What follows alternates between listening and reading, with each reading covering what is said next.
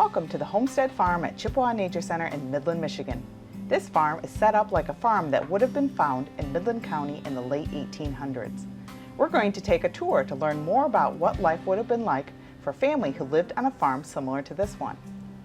Farm families built many different buildings on their farms. Each building had a specific job. The cabin was the family's home. It was made of wood, and the beams were often made of the trees that were cut down to make room for fields. This cabin has one large room with a bed, a dresser, a table, a desk, and a stove. This would be where the family would read books, knit or sew clothes, tell stories, and spend time together. It was also the parents' bedroom. Often the children would share a room upstairs in the cabin. A stove in the middle of the room kept the cabin warm in the wintertime, and glass windows that could open would cool it off in the summer. There was no electricity, so the farm family used oil lamps to light the room when it was dark. This cabin has a separate room for the kitchen. They would cook and bake their food on the stove in the kitchen and eat at the table here.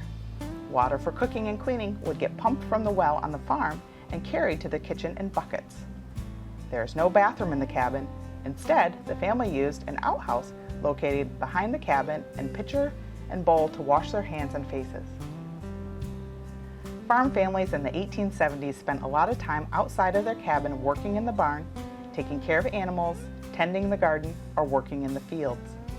The barn was also made entirely of wood and usually held the food for the animals, tools for buildings and repairing things, and animals lived in the barn during cold or stormy weather. Farmers made trips to town to purchase tools, shingles, fabric, and other things. However, they often repaired tools and built things themselves when they were able to. A farm family would have had a garden where they grew food for their own family. They may have grown things like squash, potatoes, tomatoes, carrots, beans, peas, onions, and more. They grew enough of these foods to last them through the winter. The family would have stored a lot of the food they grew in the root cellar.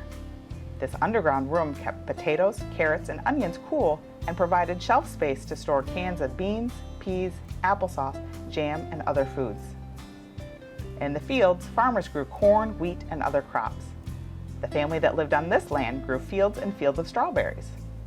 These crops would have been harvested and taken to town to sell to families who did not live on a farm and could not grow their own food. The family would have taken these crops to town in a horse-drawn wagon. In addition to growing vegetables, fruits, and grains, most farm families also kept animals. Sheep provided wool, milk, and meat. Chickens laid eggs and provided meat, while cattle provided a lot of meat and the cows provided milk.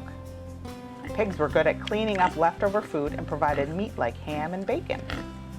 Farm families might have used all of this food for themselves, or they may have sold some of it to families who lived in town. Farm families also kept horses or oxen to pull their wagons, plows, and sleds. Farmers built many sheds and shelters to keep their farm animals safe and comfortable. Farm families in the late 1800s were able to build their own homes, barns, and sheds with the help of friends and family members. They were also able to grow or raise most of their own food. They were an important part of the local community and bought and sold many items in nearby towns.